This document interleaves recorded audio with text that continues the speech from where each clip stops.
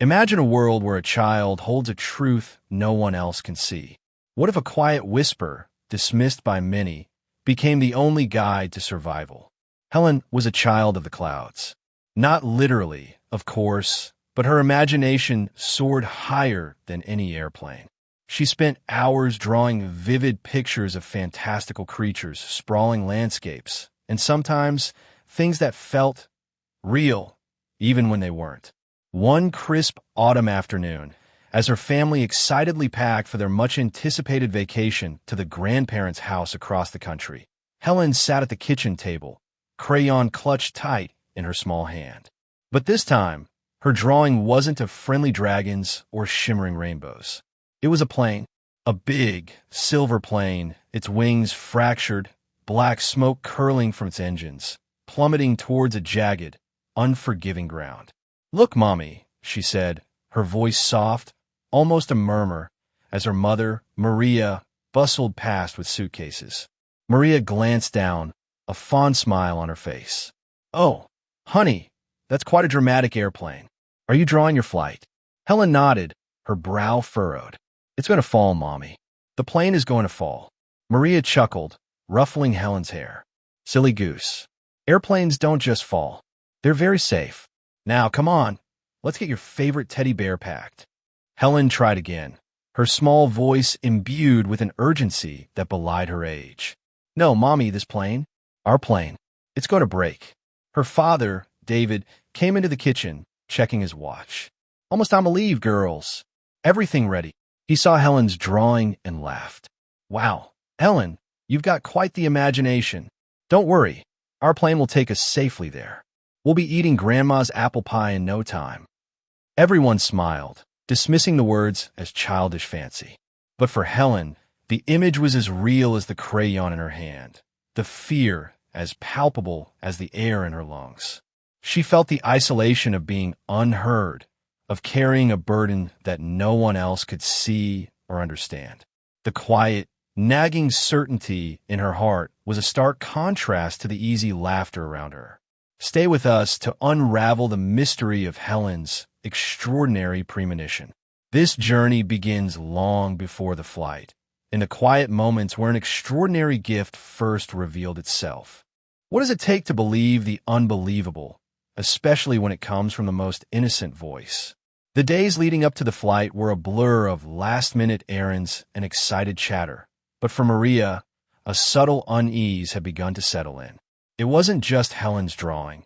It was the way Helen had looked at her, those wide, earnest eyes filled with a conviction that Maria couldn't shake. Helen, usually so boisterous and eager for adventures, had become unusually quiet about the trip. She'd stopped asking about her grandparents, stopped talking about the toys she'd bring. Instead, she'd ask questions like, "Mommy, do planes have parachutes for everyone?" Or, "What happens if a plane gets broken in the sky?"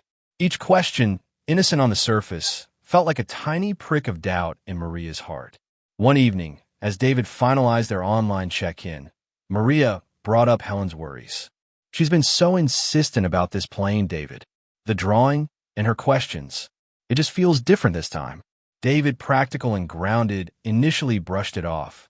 "Maria, she's a kid. Kids have vivid imaginations. You know how much she loves dramatic stories." But Maria pressed on. "It's not just imagination, David. It's her feeling. She's never been this persistent about something that wasn't real. It's almost like she knows." They talked for hours, long after Helen was asleep. Maria recounted every detail. The tremor in Helen's voice, the intensity in her eyes, the stark, unsettling precision of the shattered plane in her drawing. David, a man of logic and reason, tried to find rational explanations. Maybe Helen had seen a news report or a movie, but Maria knew her daughter. This was different. It was raw, unprompted, and deeply felt by Helen. They looked at the flight details, the names on their tickets, the excitement they had built up. The rational part of them screamed that this was absurd. Millions of people flew every day without incident. To cancel a long-planned trip based on a child's drawing? It seemed preposterous. But then, Maria remembered the profound connection she felt with Helen, a bond that transcended words. It was that inexplicable maternal instinct, a primal urge to protect. And David, despite his pragmatism, couldn't ignore the quiet desperation in Maria's voice, nor the fleeting moments of unease he himself had felt when Helen mentioned the plane. What would you do if your child told you something so incredible, so terrifying, that it defied all logic? The next morning, with heavy hearts and a strange mixture of apprehension and relief, they decided they wouldn't go. David called the airline, citing a family emergency for their last-minute cancellation. The agent on the phone sounded annoyed, but David held firm. They would lose a significant amount of money, and the grandparents would be disappointed, but a quiet calm settled over their home that day. It was the calm of a decision made not by logic, but by a profound, inexplicable trust. Discover the pivotal moment that changed everything for Helen's family. Their decision, a blend of doubt and desperate hope, would soon be tested by the harsh reality of an unfolding tragedy. In the blink of an eye, the unimaginable can become terrifyingly real. What happens when a premonition turns into a chilling confirmation? 2 days later, Maria was making breakfast, the television quietly playing in the background. Suddenly, a breaking news alert flashed across the screen. Her breath caught in her throat. The headline screamed, "Massive plane crash. Boeing 747 loses control mid-flight." Her hand flew to her mouth, the coffee cup clattering on the counter. The image on the screen, though blurred and from a distance, was unmistakable. A large, silver plane, its tail section visibly detached, spiraling downwards in a plume of black smoke.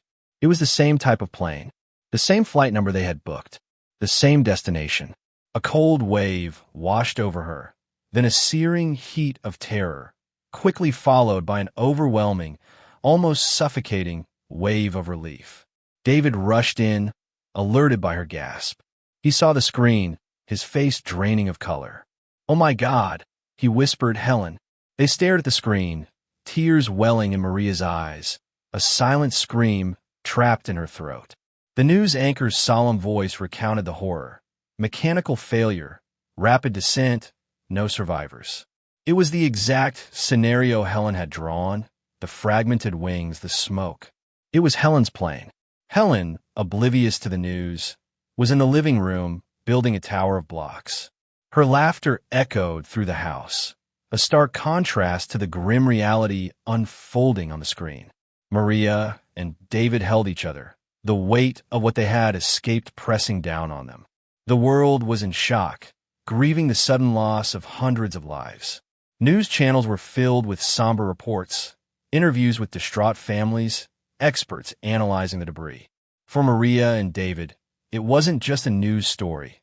It was a ghost of a nightmare they had narrowly averted. They pulled Helen into a tight embrace, clutching her as if she might vanish, tears streaming down their faces. Helen, sensing their profound emotion, simply nestled into them, her small hand patting their backs. The quiet gratitude in that embrace was deeper than any words could convey. Learn how a child's warning saved a family from unimaginable loss. As the world reeled from the tragedy, Helen's quiet wisdom began to resonate with a deeper truth about human connection. Was it luck, intuition, or something more? Can science shed light on the whispers of our deepest selves? Helen's story, while extraordinary, isn't necessarily about magic. It opens a fascinating door into the less understood aspects of human perception, the power of intuition. For centuries, intuition has been dismissed as mere gut feeling or even superstition. But increasingly, science is beginning to explore how our brains process vast amounts of information, often below our conscious awareness, leading to insights that feel like premonitions. Think about it. Our brains are constantly absorbing cues from our environment, subtle shifts in sound, light, temperature, or even the micro-expressions on someone's face. While we might not consciously register these, our subconscious minds can piece them together, forming a pattern or a warning. For a child like Helen, whose mind is less cluttered by logical constraints and adult skepticism, these subconscious signals might be more potent, more readily interpreted. Perhaps she overheard a snippet of a conversation about a maintenance issue, or saw a fleeting image on a screen that her conscious mind dismissed, but her subconscious processed it into a vivid, terrifying image. Furthermore, the incredible bond between a parent and child can create a unique empathetic channel. Maria's maternal intuition, combined with Helen's unfiltered perception, created a powerful resonance. Maria wasn't just reacting to Helen's words. She was reacting to the profound, unsettling conviction behind those words. This isn't about proving supernatural abilities.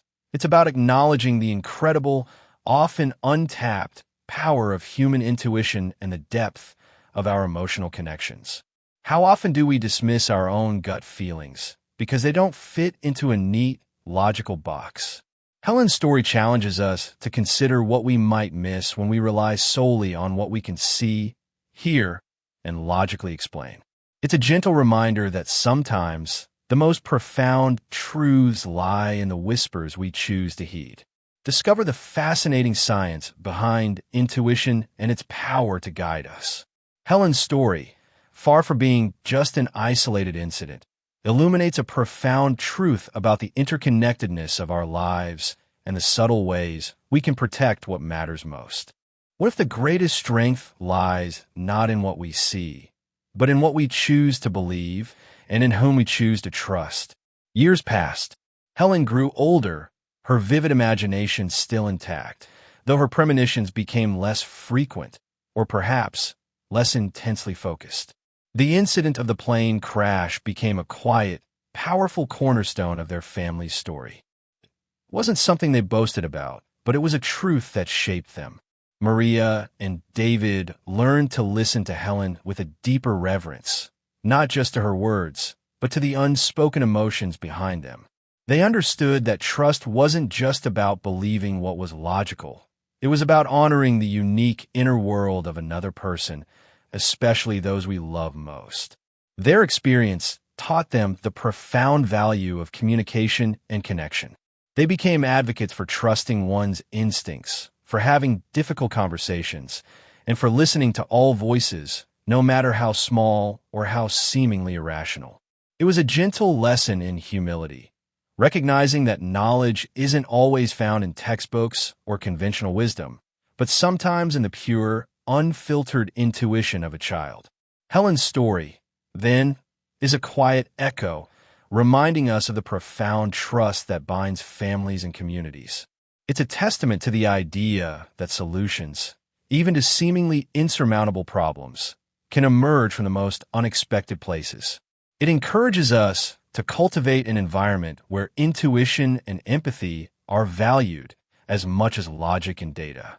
Because in a world that often demands concrete proof, sometimes the most powerful guide is a feeling, a whisper, a knowing that defies explanation. And sometimes believing in that whisper can quite literally save lives. Helen's story reminds us that listening can be a superpower. How has a quiet voice or a gut feeling guided you? Share your thoughts in the comments below. And if you're interested in more stories that explore the power of connection and intuition, make sure to subscribe and hit that notification bell so you don't miss our next video. We're building a community here that values every story, every whisper, every unique perspective.